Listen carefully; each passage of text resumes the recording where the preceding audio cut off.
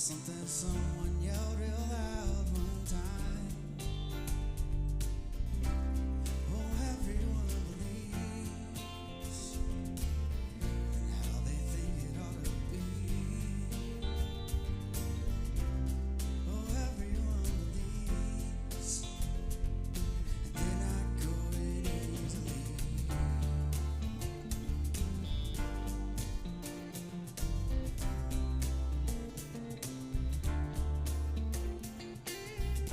Belief is a beautiful armor, makes for the heaviest sword, like punching underwater.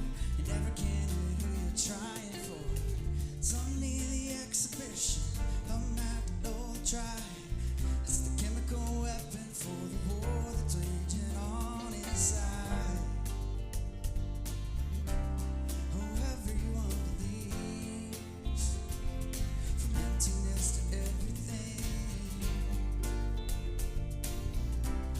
Oh, everyone believes, no one's going quietly. You're never gonna win the world, you're never gonna stop the war, you're never gonna beat the sick belief is what we're fighting for. You're never gonna win the world, we're never gonna stop the war, you're never gonna beat the sick belief is what we're fighting for.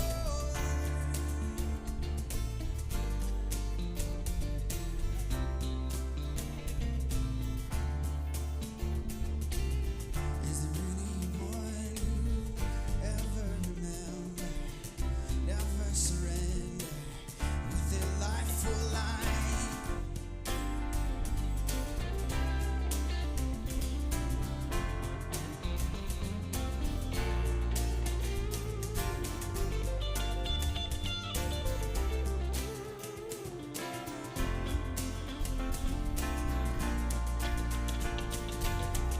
We're never gonna win the world, we're never gonna stop the war, we're never gonna beat the sick belief is what we're fighting for.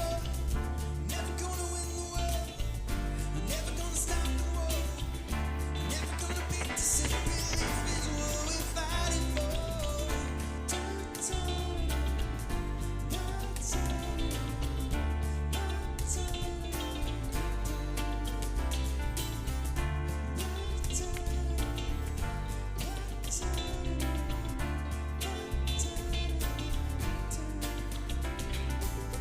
What puts 100,000 children? Good morning and welcome to Watershed. We're so glad that you are here this morning, whether you're joining us online, Facebook or YouTube, or here in person. So glad that you're here with us, joining us. If you're here in person, we want to invite you to stand as we begin this morning by singing together.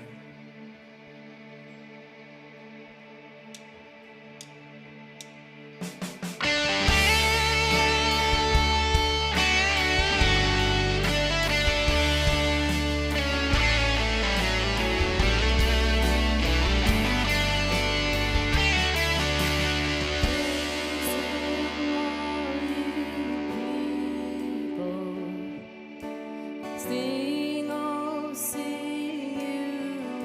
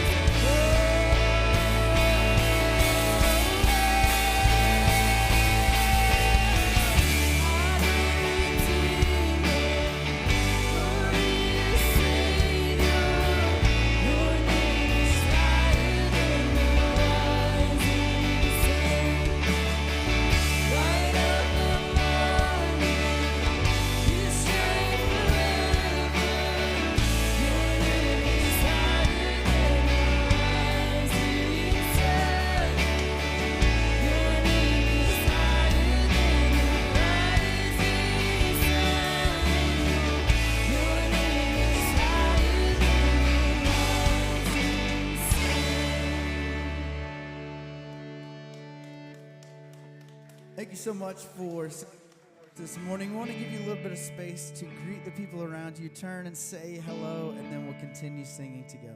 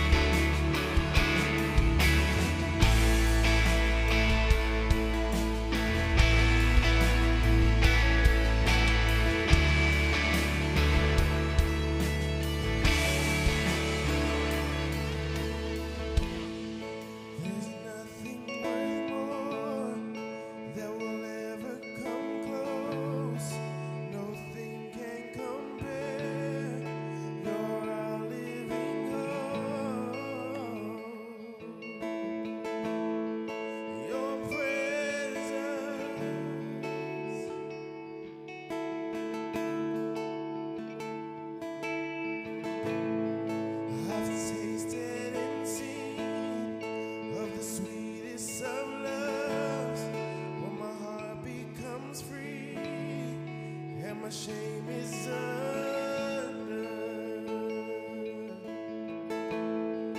Your presence, Lord. Holy Spirit, you are welcome. Come flood this place and fill the atmosphere. Your glory, God, is what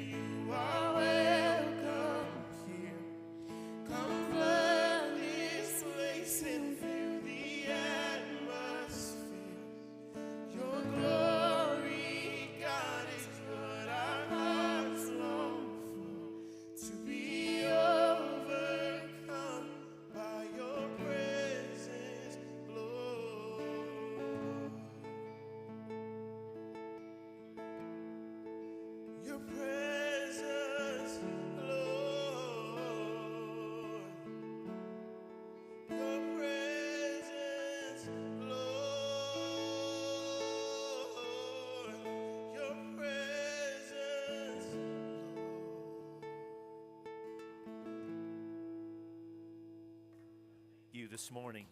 Yeah, you know what? Yeah, go ahead.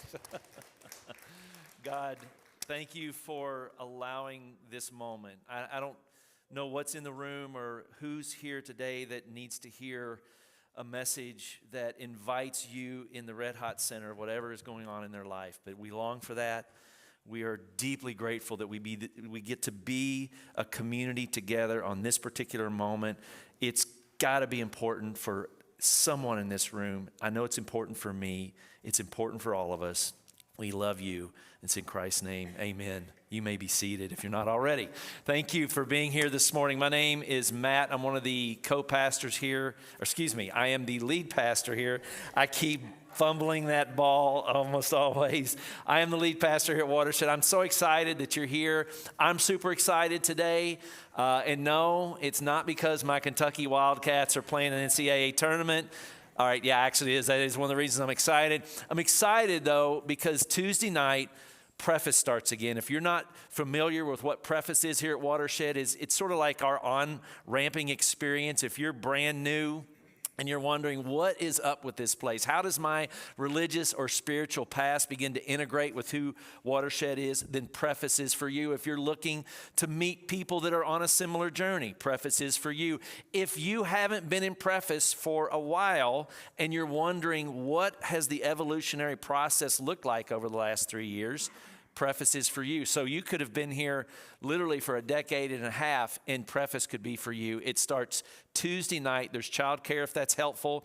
Begins at 6:45, lasts about an hour and a half or so, and it's 4 Tuesdays spread out across, I think actually 5 Tuesdays because of spring break this year. You can go on the QR code and sign up. Would love to have you be a part of that. Also, if you're looking for more opportunities to kind of deep dive in particular areas, there's a book club that's starting later in April as well. It's the book that's being featured is one by author Rob Bell called Love Wins, and it's an exploration about all things afterlife and how that impacts who we are today in this world. So if you are coming from a culture or an environment where you're trying to figure out what does this whole thing about eternity or heaven or hell look like, and what's that discussion look like here at Watershed, it's a great opportunity for you to jump in, meet some really awesome people. That happens on Thursday nights, and I think there's a QR code for that as well. Also, and this is where I'm going to ask every single person in this room to participate. Last week, David stood up and said, hey, we're exploring some sort of regional expression here at Watershed. The long and the short of it is that over the last 3 years, the people that come to Watershed aren't just centrally located to this part of this region of Charlotte. We have people driving all the way from Rock Hill, Indian Trail, Denver, Concord. And so we're trying to explore what it could look like for people in particular regions, people who are already neighbors and just don't know it. What does it mean for them to start to get to know one another and maybe create some connection there? The only way that happens, though, is if we really understand who our community is, where they're coming from, and what they're willing to at least be interested in. And so this does not commit you to anything, but it certainly gives us a great amount of feedback to say, all right, here's where we think this could start to happen and how it could start to happen. So if you can take out your phones, all right, some of you just pretend, all right? I know, if you're not going to do it, just pretend. All right, there we go, Matt. Take a picture of this and just give us some feedback. Are you interested? Are there some things that you're willing to help with? Oh, look at there. Thank you so much. Thank you, Wyatt, for leading the way over here in the section to my right. So regional expressions, that's really important. The lifeblood of Watershed really flows through several arteries. Connection, relationships is one of them. Volunteering and serving is another. And so I wanted to point to that this morning because as we continue to see the tide rise here with more people showing up, more families, more folks, it is super important that we have the tide of volunteerism and service to rise as well. And right now, the place that's always going to have priority, the place that will always have priority is with our students and our kids. On any given Sunday, there's anywhere between 75 to 100 kids downstairs. And so that takes real flesh and blood folks who are willing to say, hey, I'm willing to enter into the greenhouse or the student ministry world and help out at some level. Blair Gore, who is our family ministries pastor, does a spectacular job of not just training volunteers, but creating community around the experience itself. And so, again, if you're looking for a place to connect and serve and have a massive impact on the life of a child here and this community, we would invite you to do so. It's a very simple process, either once a month or twice a month. Again, Blair does a great job of integrating folks into that. And we need to raise the tide here, you guys. Like this has to start to happen.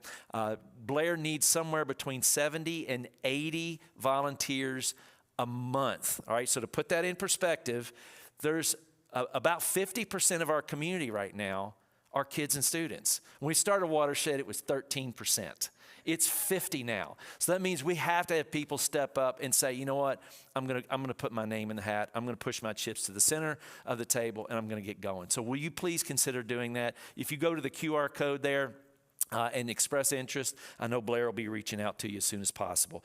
I got a couple more things here, so bear with me. This is what happens when so much good stuff starts to take place in community. So I just want to name that. Like, we went from there's not a lot going on because we're just coming back to, oh my gosh, there's so much going on. This is worth considering. There's an event that's going to be happening here.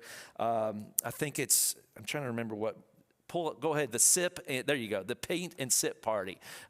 For whatever reason, I didn't write down the actual event, but in celebration of Watershed's, Women's History Month, there it is, Thursday, March 30th. I knew it was in my notes, 6:30 to 8:30 p.m. Kirby McKinnell, who's one of our greenhouse volunteers, actually, is participating in blocks here as well, is hosting something called a Paint and Sip fundraiser. Kirby lived in Kenya for several years doing amazing work.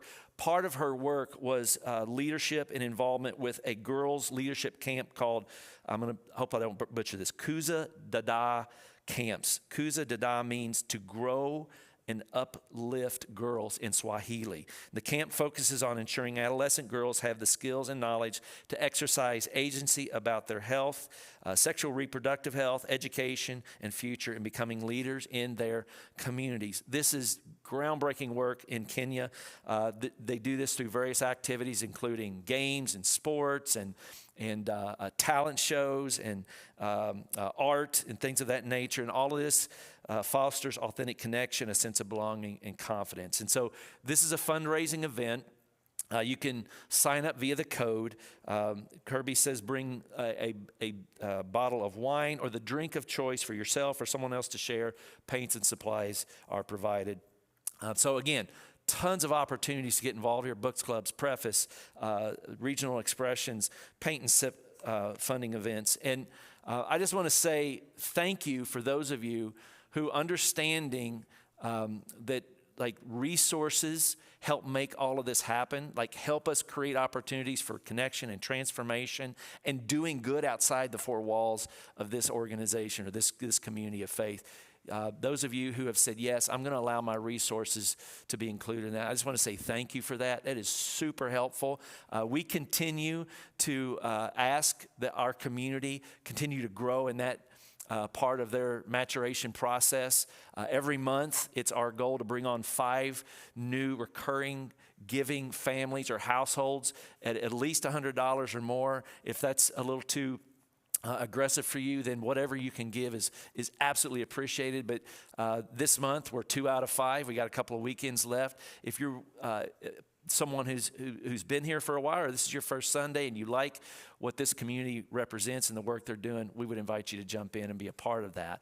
And again, there's secure ways to do that, matching ways to do that. If you're work for someone who does matching gifts, that actually works for Watershed, and we could tell you more about that if you want to reach out to myself or one of the other pastors here at Watershed. On that note, every now and then, there's a story that surfaces. There's actually a ton of stories that are surfacing these days about why what I just said matters in terms of flesh and blood. And so, Courtney, why don't you come on up for just a second? Will you give Courtney Craven a round of applause?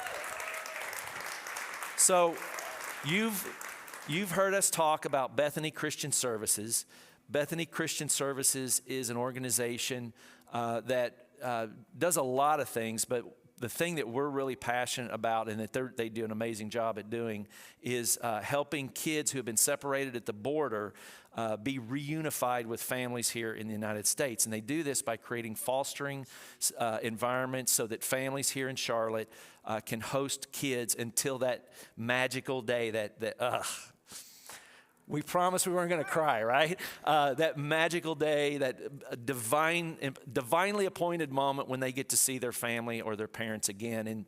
And we've as a community, we've provided pajamas and rolling suitcases for Bethany. And it's just one of the best things happening in this city and in this world.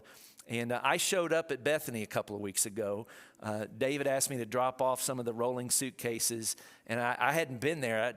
It's literally right across the street from my chiropractor, so I see this thing almost a couple times a week. And I was getting out of my vehicle, and you were getting out of your vehicle. And I'm like, Courtney. And you're like, Matt. And you said, what are you doing here? And I said, I'm delivering suitcases. And I said, what are you doing here? And what were you doing there?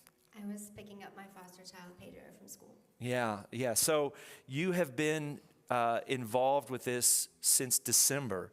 You became a fostering family parent. Tell us a little bit how you got involved in that.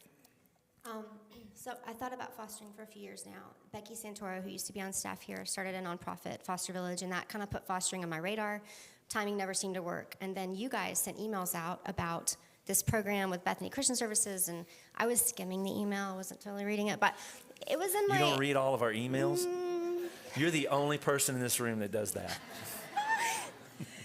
Anywho, then I went to work in August. One day I was in the office, and my coworker Chad, I work at NASCAR.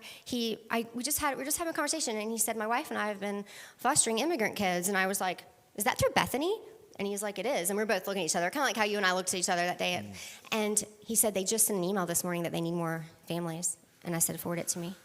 And it was just a cool seed that you guys planted. And then that conversation with him, next thing you know, I'm doing a training to be a foster parent. So the training, speak briefly about what's involved with the training, just some of the things that you have to be prepared for in order to step into that reality. Okay, it's about a 30-hour training. It includes a 6-week, one night a week session where you're doing Zoom.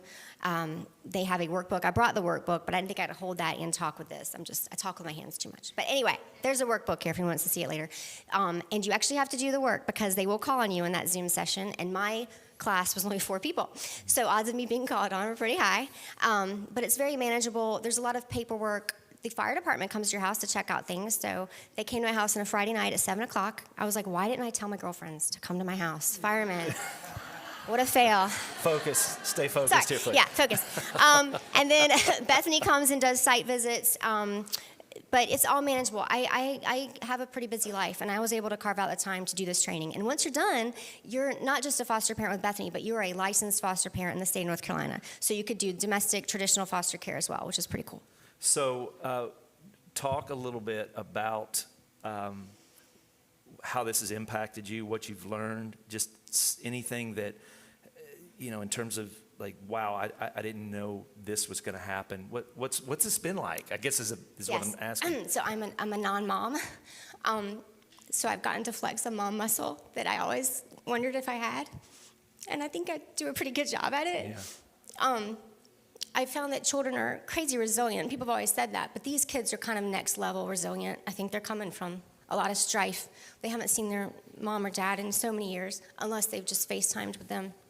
And but they're tough. They're so tough. And I want to go back to the parenting thing. I see parents differently now, and I so appreciate all y'all.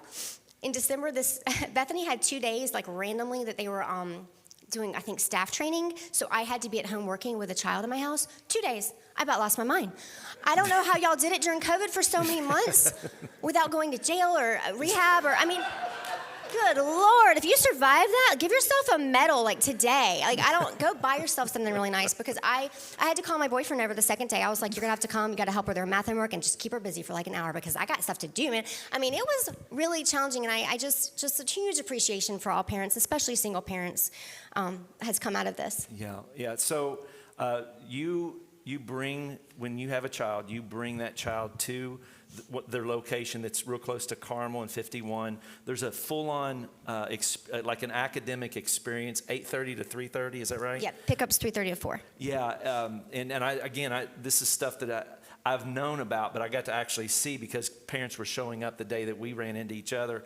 But they're helping them find traction with their basic educational skills, math, English language. It's an amazing thing that they're doing. Talk just a minute. I want to hear 2 stories. This is worth a little extra time. 2 stories. One, tell the tooth story, and then I want you to talk about what has happened in terms of community that came around you. So start with the tooth story. Okay, so I use Google Translator because I do not speak Spanish and these kids do not speak English, so Google Translator is my new BFF. And I picked up my first child back in December from school.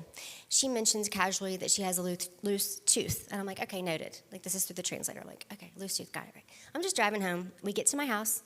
I come around to open the door, and she comes out. She kind of puts her head down. I see a string of blood, and I'm like, what? Oh, right, loose tooth. Okay, wait. And then she just kind of flips up and goes, and is holding a tooth that she pulled somewhere between, I don't know if it's in the back. She pulled it, and she's like holding it out like it's like a gold nugget, from Reed Goldmine or something. And I'm like, okay, are we okay? Like, I'm expecting her to cry or, and I'm like, bien, like, are you good? And she's like, sí. And she just kind of takes her tooth, and I'm like carrying a book bag, and I'm like, watch, and I just thought, gosh, these kids are tough. They're tough stuff, and maybe that's a normal experience. I wouldn't know. I don't have children, but like I in that moment was like, God, girl, I'm talking about a string of blood and no tears, just exhilaration for pulling the tooth in my driveway. Well, and we talked about how, there's the beauty of their resilience, and then there's the beauty of this moment. As a parent, that tooth is something you kind of look forward to. And for a kid to have to do that and there not be anyone around to acknowledge it, and you were there, and to be able to celebrate, that's like just this small, powerful thing that, as we've talked, that I start to observe in what this sort of work can embody. And then talk a little bit about what happened with you in terms of community. I started this training like in August, and it was going on. It affected a few friend groups. I was in a run group on Tuesday nights. I had to sacrifice that to do the training, and I'm obviously in an awesome small group here out of Watershed. And all that to say, I had 2 girlfriends that threw me a little shower at Petty Thieves Brewing, the official brewery of Watershed. I come from NASCAR, so that's important. That word official is real important. All that to say, I had a little shower thrown for me. It was so sweet. I have some friends here from my small group now, and I think Amber Sisley, she gave me this like Play-Doh set, and it's gone like all over my house, but like it's the coolest. These kids can make sprinkles with the Play-Doh, and I've had a lot of support. If you decide to do this, make sure you tell people. I still have some people in my life that don't know. I haven't broadcast it, but the people here in Charlotte really rallied around me, and the kids I've hosted have wanted for nothing. I have so many gift cards from Target. I feel like I should have a safe for them, just for the gift cards. But no, it's just been awesome, just when people have your back, and even on the hard days, when you just know that someone's there, that if you needed them, they would come running. But that's been community for me, a lot of support, a lot of just kind people, saying, you can do this, and we want to help you do this. And that is, I was telling Courtney, like, there's so much about this story that embodies who we long to be as a community and who we should be as a community, not just in a situation like this, but any situation. And so it was really important for us to share this morning for a couple of reasons. First, they need foster families, y'all. Like, I was out there a couple of weeks ago. It used to be that maybe 10 or 12 kids a month were coming in and being placed back with their families. And Julie, correct me. By the way, Julie, stand up for a second. This is Julie. Give her a huge round of applause. She's on staff. And she's going to be in the back of the room as well as Courtney is here in just a minute to answer any questions. But it's like 4 to 5 families a week now. Our kids are being reunified. Is that correct? Yes. Yeah, so that's like it just keeps growing, and hence why we need to continue to create energy towards this. So when we ask for rolling suitcases here at Watershed, it's because kids are being moved into where they're supposed to be with their families. And so thank you, those of you who can continue to do that sort of work. And then the fostering situation. Like, wouldn't it be incredible if Watershed had, I don't know, half a dozen or a dozen families or throughout the next year that stepped into this sort of work together? I don't know of a better story that we could tell in the next year if that were to be the case. And so I think it was important for you to hear from Courtney, to get a chance to meet her and ask her questions. And if something's churning for you right now, I would really encourage you to at least start to move towards that with some sense of curiosity, and you won't be alone. You got somebody here that's willing to do that for you. And Julie's a great hand holder, and there's other members of her staff, but Yes. she's really been there for me these last few months, and I appreciate it. Thank you. Yeah. So I want to pray for you and for Bethany, if that's okay, and then we'll continue our morning. So God, thank you.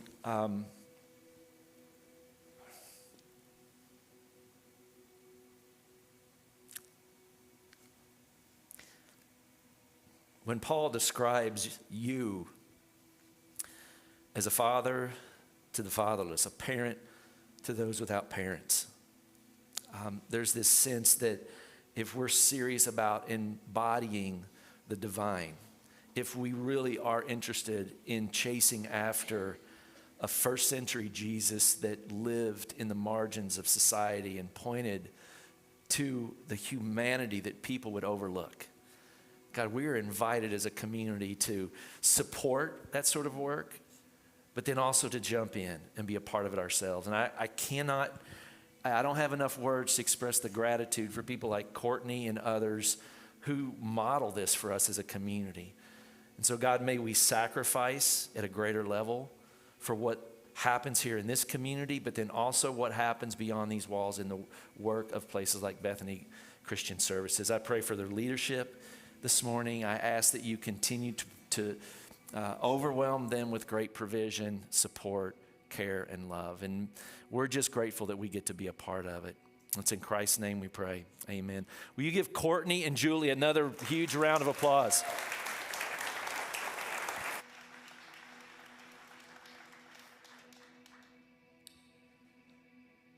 So I'm in a guys block small group that meets every other Thursday, and we were meeting two Thursdays ago, and we were just talking about kind of everything that's going on in the world and some of the political space that we're currently in, some impending elections, and just the state of the world a little bit. And the lament came of, what do we do when we see injustice, or we see systems that are really, they're working as intended, but they're hurting a lot of people. And we didn't come up with an answer, I'm sorry to tell you. But as I sat with a little bit of that lament, one of the things that we can do is to pause, to let that lament sink in, to allow sadness.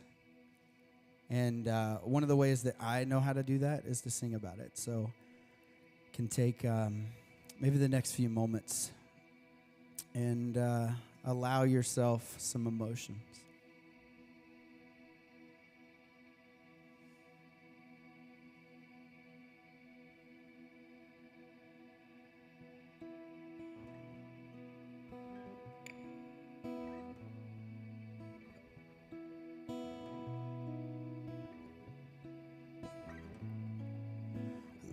Century AD, a king says, come to war with me. Never mind, thou shalt not kill.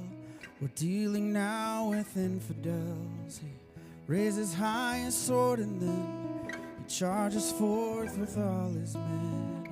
With the blessing of the papacy, in a righteous tongue he screams. The ends, they justify the means, my friends. Oh, the ends, they justify the means.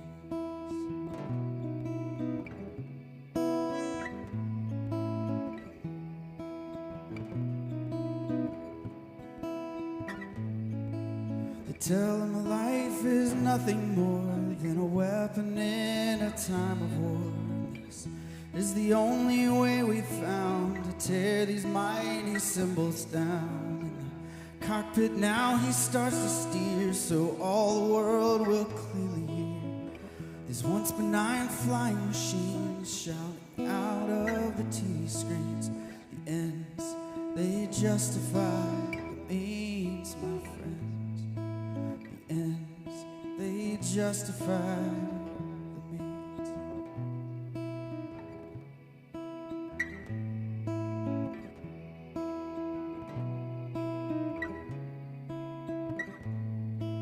The talking heads are shouting now, working hard to break it down, 'cause reasons get a little blurred when justice is a household word.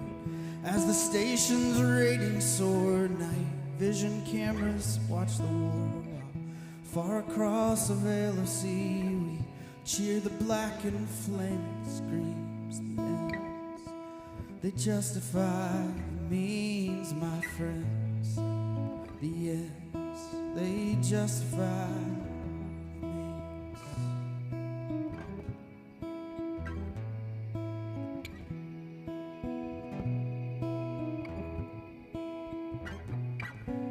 The boss looks down upon it all from his tower's windowed wall, says, I know how to play this game, and everybody knows my name. Preys upon the people's fears and tells them what they want to hear, and they celebrate his victory on the front of tabloid magazines. The ends, they justify the means, my friends. The ends, they justify the means.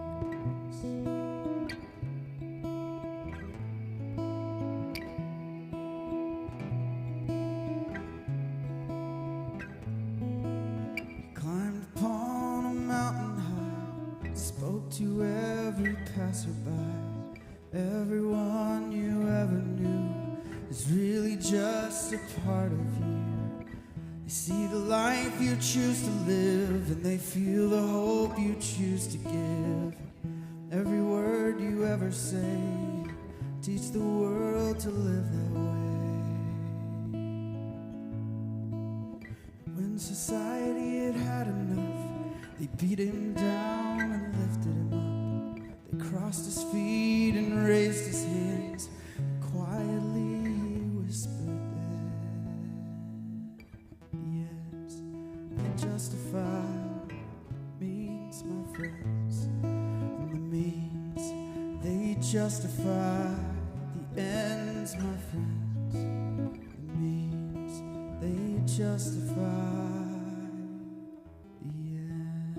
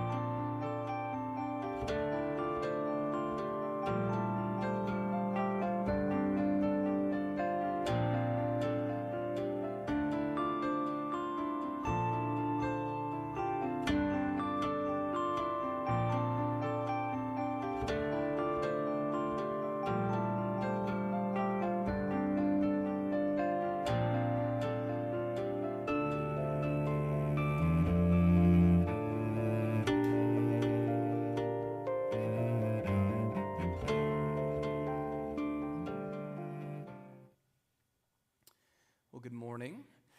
I need to ask your forgiveness up front. I don't get nervous to do this. What I get nervous by is knowing that I have less time than I thought I had. And because of things that we were very, very insistent upon including in our time together this morning, I have less time than I normally have. So I will do my best. I don't know what that means. So, my name's David, by the way, if you're new. I know we have a couple new people here, so saw you when you came in. So, one of the things I get to do here is something called reclamation. I tell everyone who comes to reclamation, like the first 10 minutes or so, is basically just a litany of disclaimers. And those disclaimers have to happen for a few reasons. One, reclamation is a little bit different, programmatically, than anything else we do. I talk a lot in it, whereas most of our other programming, we tried to make very discussion-oriented and discussion-driven, allow y'all to talk to each other, which is great. This is a little bit more teachy. And so I want to make sure people understand what they just walked into. And then the second, at least the second, there's probably more than two, but the second one that comes to mind that I think is important for people to understand is, in that space, I, to use an expression, let my hair down a little bit. Maybe more than I do up here on a Sunday morning. And all that really means is I give myself a little bit more free rein to rabbit trail, to make obscure references. And some of you are probably, who've heard me on Sunday before, probably sitting here thinking, there's a more of this version? Never signing up for that class. But another thing I tell everyone is that and this is going to sound weird coming from like a pastor type, but I do reclamation for me. And here's what I mean by that. I am thrilled that people come to it and continue to come to it, and that we always have a good time, I hope. I have a good time. But I do it for me because I have always, I'll put it this way, my way of worshiping God is thinking deeply, having my ideas stretched and challenged, and just almost marveling at the new ideas around the divine that I can explore. And in my experience, that isn't always available at churches, believe it or not. Actually, it's been a massive frustration of mine working at churches for almost 15 years now. Is first time I ever started at a church, I was like, all right, this is great. So all these people, all they're going to want to do, all my coworkers, we're just going to talk about God and nerdy theology stuff all the time. Nope. No one wants to do that.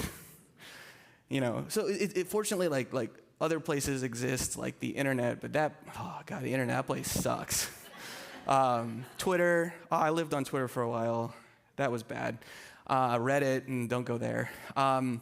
So I created this little haven for myself called Reclamation. And so do come check it out sometime if you haven't. We're about halfway through right now. The current session, there'll be another one in the very near future. But one of the things that I love about Reclamation is I get to maybe explore ideas that in maybe earlier stages of my faith journey didn't really make a ton of sense to me, or don't work anymore in the way that they used to work. A big one, for example, is prayer. Never been really into that sort of thing, and many of you probably know if you've heard me speak on stage, sometimes I kind of Irish goodbye at the end. Instead of praying, it's just kind of oh, cool, grace and peace. See ya. That's going to happen today. But in the last Reclamation, I got to explore prayer and sort of share what, that has come to mean for me in a reclaimed way, because that's what it's for. It's for going back and finding new life, new sense of meaning in some of these things that maybe used to mean something to us and don't anymore, sometimes for really traumatic reasons. And so one of my favorite things, this is all kind of building to this moment, one of my favorite things to reclaim, probably the thing that I most love to reclaim, is sin. And that can surprise some people. One, I mean, it's fun to say that, ooh, yeah, let's reclaim sin, make that awesome again. But that's not what I mean by it. Well, I'll put it this way. Churches like Watershed, welcome to Watershed. Churches like Watershed, churches that are, maybe a little bit more progressive, churches that are wrestling with oftentimes the ways in which our faith hasn't worked. And maybe you're showing up here, maybe some of us are showing up here, and this is kind of it. You know, I actually, when my wife and I first moved here, we were attending another church, not like long term, but like we went with some friends of ours to another church, and I kid you not, as we were walking out, my wife said we were going to be going to Watershed for the very first time a few days later. We knew that. We were hopeful that Watershed would end up being our home, but she said, hey, if it doesn't work out with this Watershed place, I think I need a break, like from organized religion, from church. We never left, so that's good. But yeah, so when it comes to sin, I do often think that a church like this doesn't really know what to do with that precisely because I think for many of us, sin is one of those things that was weaponized. Sin was weaponized. It was a concept that made us feel estranged from ourselves.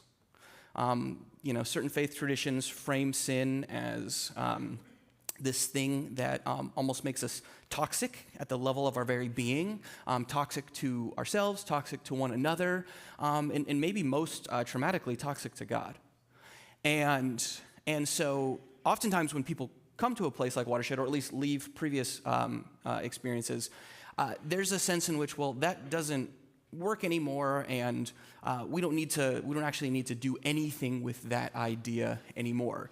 And that can be inconvenient at times when, kind of some of the stuff that we're talking about this morning, that you've already heard this morning, some of the lyrics of that last song Austin played, like when we're wrestling with injustice, when we're wrestling with evil that we see in the world, systemic issues of marginalization and harm and things like that. So oftentimes maybe we can go far enough as to understand what sin could mean, maybe systemically at the level of politics and things like that. But on the personal level, I don't know, not something either that we have use for anymore, or not something that we know how to have use for anymore, right?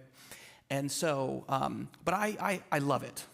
And part of the reason I love it is because the way I've come to understand it, and I think I can track this back to the Bible, to the words of Paul especially, but the way that I've come to understand it is it's different. It's different than the way that I grew up, and in the, oh my gosh, little amount of time that I have left, I'm going to do my best to sort of walk you through what has come to make sense for me around this idea that for many of us is probably not something that we're even wanting to reclaim, if that's fair. So let me toss a verse up here. It's a verse in Hebrews 9:22, I believe. It says this: in fact, the law requires that nearly everything be cleansed with blood, and without the shedding of blood, there is no forgiveness. Good luck, me. I say that because I think some of the imagery that many of us recoil against based on our upbringing is often the bloody, sacrificial language, the notion that for God to love us, there needs to be some sort of bloody sacrifice, as if, God is, some sort of vampire or something like that, and needs to consume our blood, and then we consume his, and you get all this imagery around things like communion and Eucharist and things like that. If I'm being completely honest, a lot of the work we do here is to try to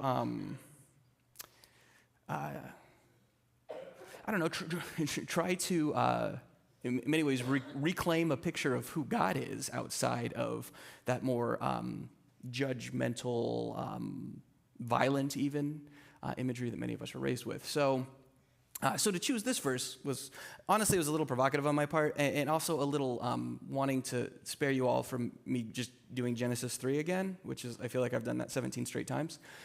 Maybe you don't feel that way. I feel that way. So the first thing I want you to think about, or want you to do when it comes to this verse, is we're going to substitute the word blood or shedding with blood just with a more general word, sacrifice, okay? And the reason for that is in context, in the context of what's going on here, whatever the author of Hebrews is doing, the blood and the sacrificial language, all of that was very normal back then for them, both within the Jewish tradition, but also within many of the neighboring or competing religious traditions. So whereas that might be a little jarring for us, it wasn't jarring for them, but conceptually, the most important thing to take away here is the notion of sacrifice. Something of value, being let go of, being sacrificed, and it is that act of sacrifice that creates a kind of wholeness, which is what forgiveness is. It's kind of wholeness, where previously there was a lack. Okay, so with that substitution made, we're going to leave the verse up for a second. Yeah, you can just leave it up. And I'm going to take a detour, which is something I'm really good at, detour. So you've probably noticed if you've been here long enough. If you haven't, just a little heads up about Watershed. I'm not the person talking all the time. It's another reason I do reclamation, so then I can be the person talking all the time. But I'm not the person talking all the time. Sometimes Matt, who you met this morning, is talking. Sometimes the incredibly famous Kim Honeycutt. I was told last week that I don't associate Kim amongst the people I know who are famous quite explicitly enough, so that was just a personal shout out for her. Sometimes it's Blair, our family pastor. Sometimes it's Cedric. Sometimes it's Sean. We have a teaching team here, and I love that. I love that for a few reasons. One, because all of y'all are different. Your stories are different. What you need is different. Some of you are visual learners. I'm probably not your favorite, if that's the case, because I'm not good at slides. Some of you all are narrative learners. You learn from story. Also probably not your favorite as well. But some of you are like me. You like to nerd out on all the deep conceptual stuff. That's why I'm here. And because I have a team around me, I don't feel beholden to try to meet all of y'all where you're at. I'm going to try, of course, but I know that, what I can't be for you, Kim can, or Sean can, or Cedric can, and so I love it, and it's incredibly freeing just to have that team around us. That actually wasn't the detour. That was a detour from the detour. Where I was actually going was to say that all of us on this teaching team, and I kind of already alluded to this, we have different ways that we connect personally. Some of us tell stories talking about our childhoods or our mothers.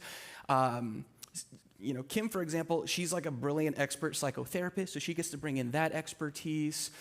Sean is this incredible poet, and so that factors into her story. For me, I kind of have these two niche lanes that I focus on.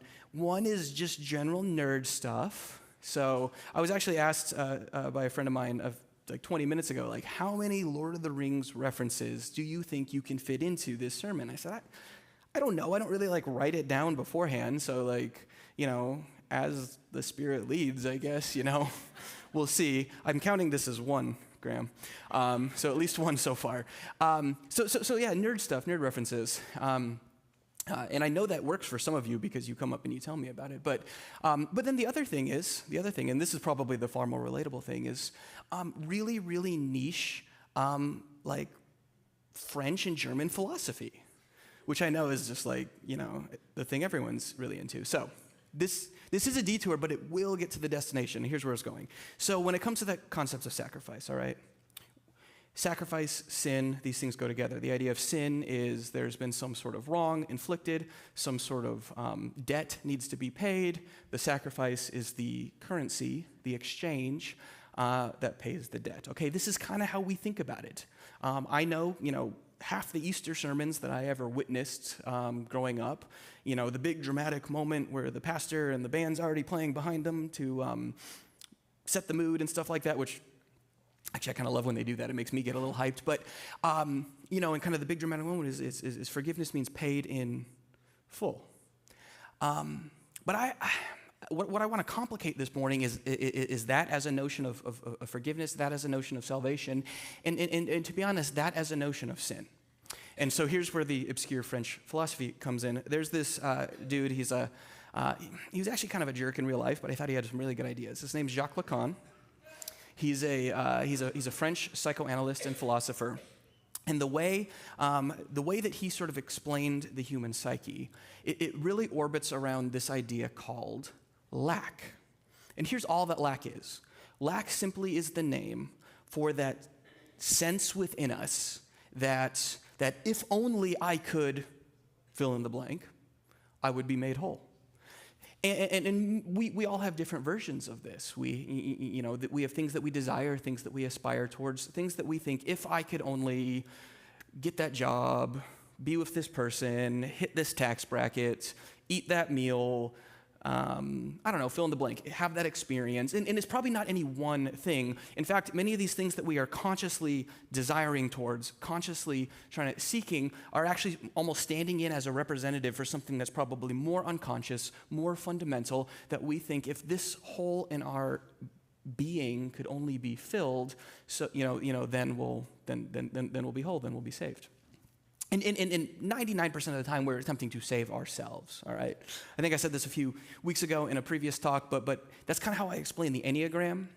For those of you who are familiar with the Enneagram, it's sort of like a personality profile thing, but the best way to understand your Enneagram number is your number corresponds with the thing that you desire that you think is going to make you whole.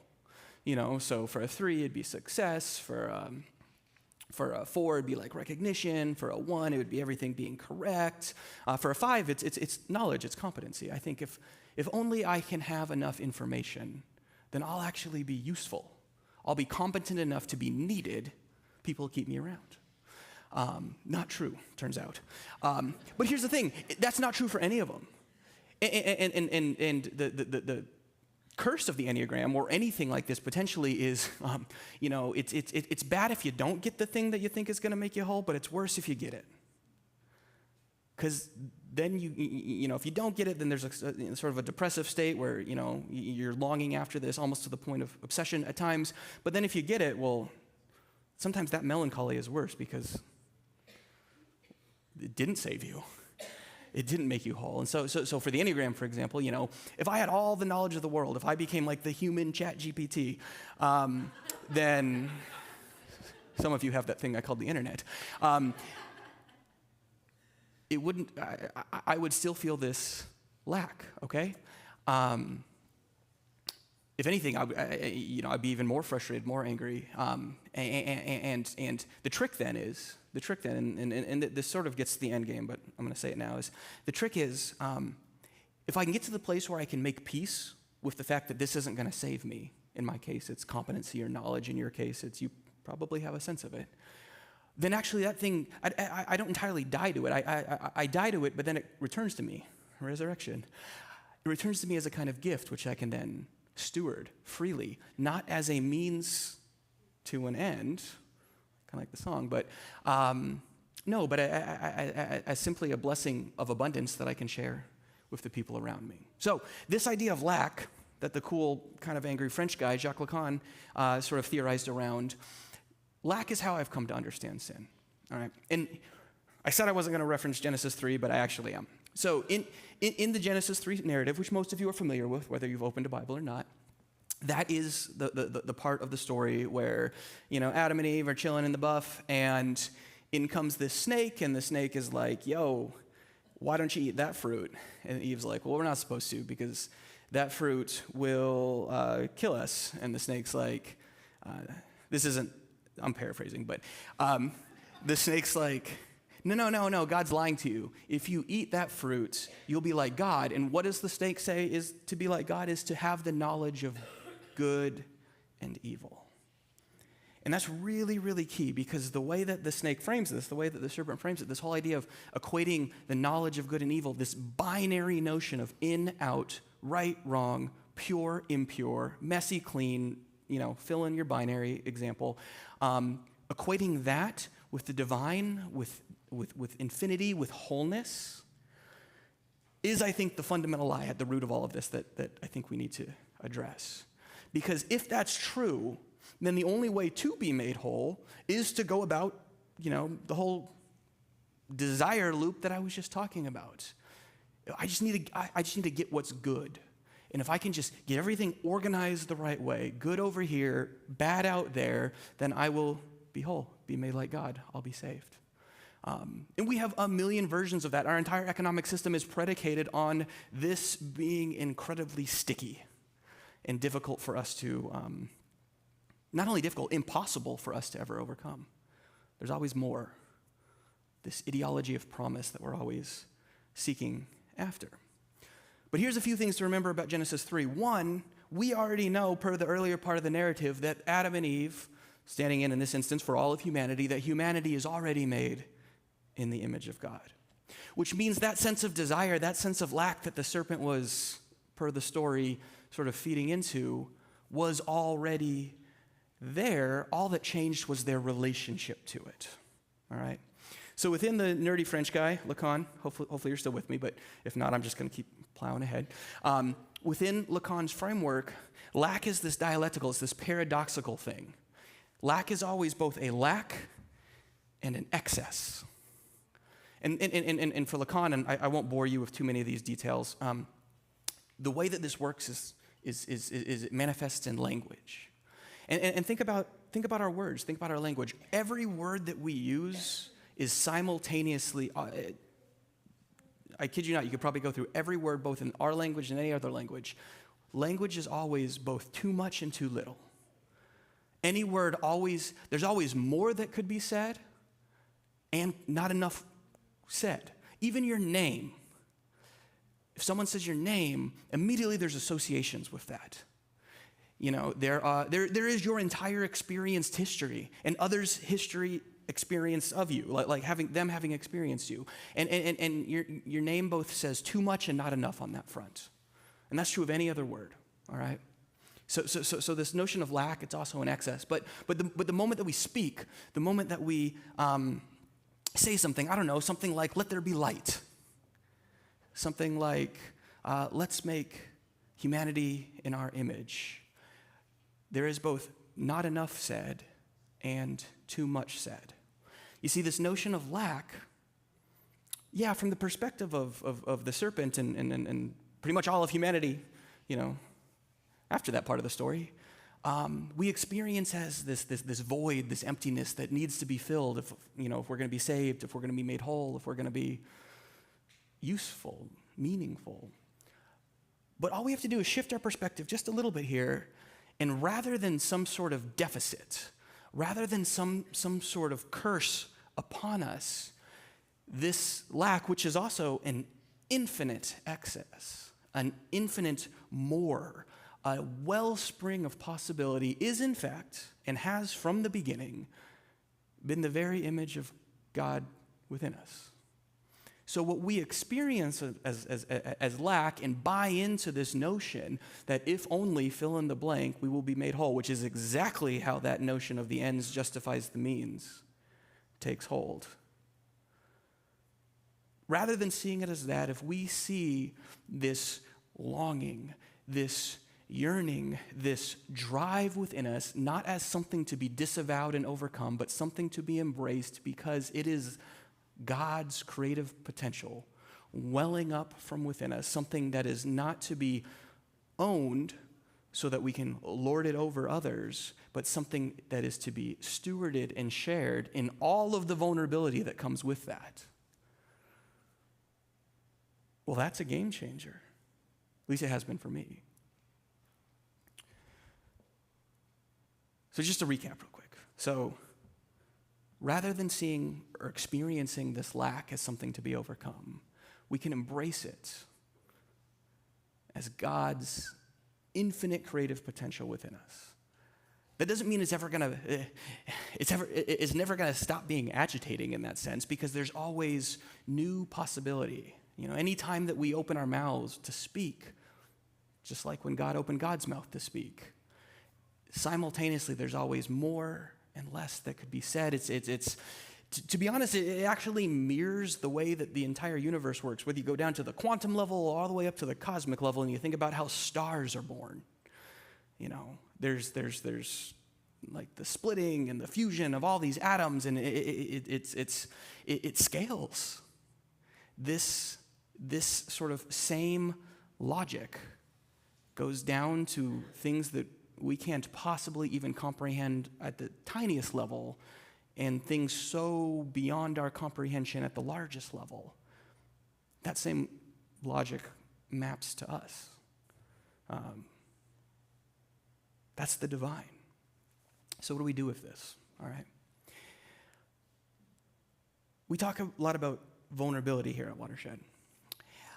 To embrace this lack, to embrace this part of us that is always, it sometimes is experienced like a void, but at other times is bursting out in new and unexpected ways. Well, it creates a kind of vulnerability. Because our entire society is sort of organized or built around this idea that if we can just, fill in the blank, if we can just adhere to some certain sort of sense of normativity, some sort of agreed upon set of values as to what, being right, being normal, being what's successful, being included looks like, then we're going to be good. And so on some level, and maybe you've heard this in the words of Jesus or the words of Paul before. On some level, to embrace what I'm talking about requires a kind of death, a kind of sacrifice of self, which, of course, then brings us back to our passage in Hebrews. Here's the thing. The relationship that we have with this idea of lack, with this divinity within us, is always going to require sacrifice. It's built into it, because if you go all the way back to the creation narrative, the creation story, as God is speaking the world into existence, God is essentially speaking God's self, but how can you ever say enough to capture the divine? So there's always more, and so there's this self-emptying aspect of God's, creative power. And so when we are bearing God's image, ourselves also creating with our hands and with our words and with the way that we are together, all of us together, there's a certain sense of loss and there's a certain sense of sacrifice just built into that. And so we can either sacrifice the people around us as we seek to overcome that, or we can embrace that kind of existential, kind of psychic sacrifice within us, and do what Jesus was talking about when he talks about, dying to self. Do what Paul embraced, sort of embody what Paul was talking about when he said things like, I desire to know nothing but Christ and him crucified. I've been crucified with Christ. It's no longer I who live, but Christ who lives in me. Basically assenting to, agreeing to, embracing, use whatever metaphor you want, the idea that whatever God is, whatever we mean by God, it doesn't necessarily look like this thing that's going to, fit us into this box where, we were at maybe 60% of the box, and then now we've got the other missing 40%, and now we're this whole box. Because the problem with boxes is they're finite. You are not. We are not. God is not. And so to ever think that some notion of God, or honestly, more often, something that we achieve or do ourselves is going to fill the box, is to accept the lie that all we are these finite things and we can fit in a box. And here's the reality. We can try that all we want, but there's going to be these little cracks. And out of that crack is going to be the mess of your infinity, the mess of your divinity. It's going to break out whether you like it or not. And so that can either feel traumatizing, and as you almost picture like trying to hold a bouncy ball or a volleyball, like a dodgeball, like under a pool. Like you can struggle with it, you can try, but it's gonna burst out. And if you do it like, kind of haphazardly like this, have you ever, like, it's burst out and it's like hit you right in the face? Embarrassing. Or you can kind of just let it out. Let it float where it's gonna float. It's gonna feel really vulnerable. You're gonna feel exposed. But here's the cool thing, and here's to kind of bring it full circle, to kind of put a pin in it. Here's where it sort of reclaims the notion of sin for me.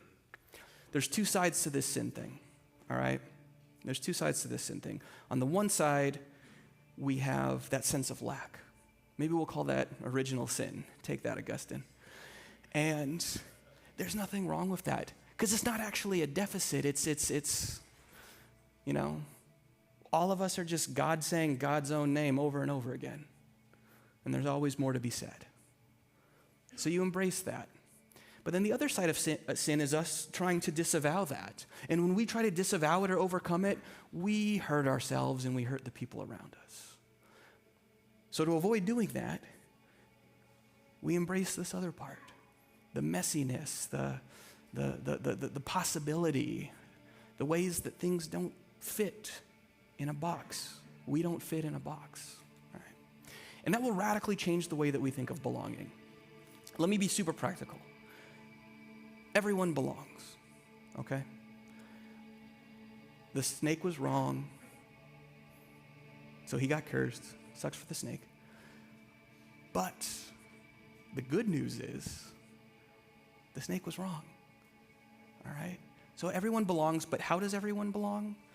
We all belong precisely because none of us belong.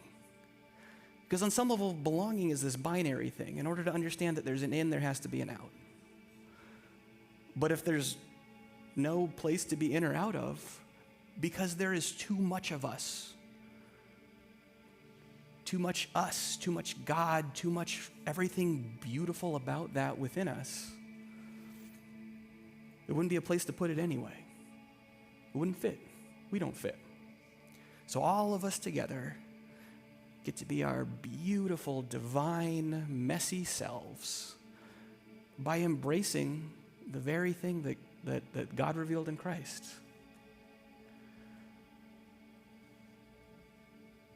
None of us belong. And it's the one thing that we all get to do together. So my prayer for you this week, yes, I do pray a little. My prayer for you this week is as you go out and you see the people that you have to interact with, like, there's going to be this longing, this desire to overcome that. But there's nothing to overcome. You're good. You belong. And so does everyone else. Precisely because none of us do and never will. And that's really, really good news. As promised, grace and peace. Would you stand and we'll begin in this morning by singing together?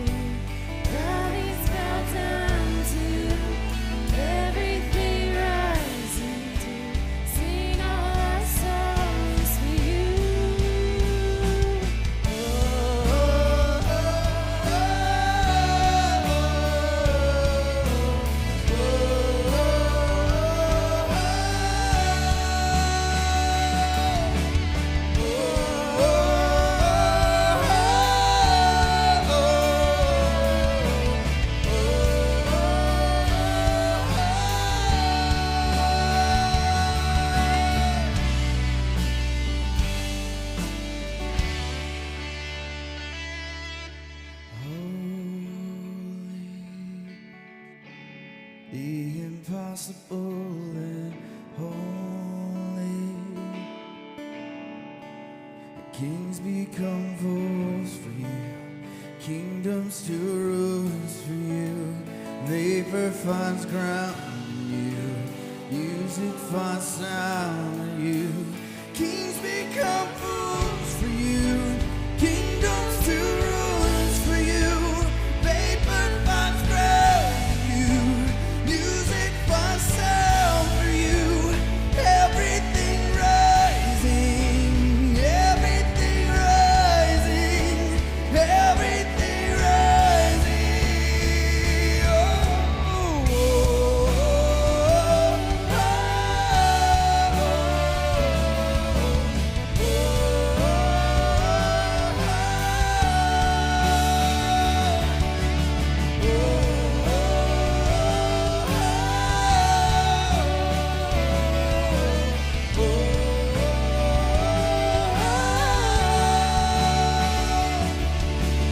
come like dawn, like waves, like sunlight, bring this world to life. Come like rain, like breath, like springtime, bring this world to life.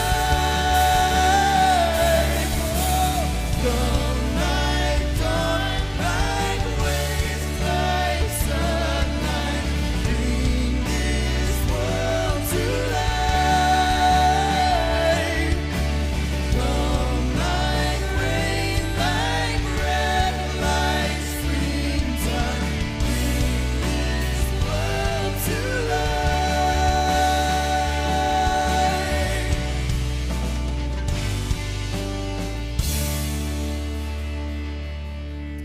Thank you so much for being here this morning, and may our prayer be that this belonging, this idea that there is no in and out, that we all belong, may it transform us and may it bring this world to life this week. Have a great Sunday. We'll see you next week.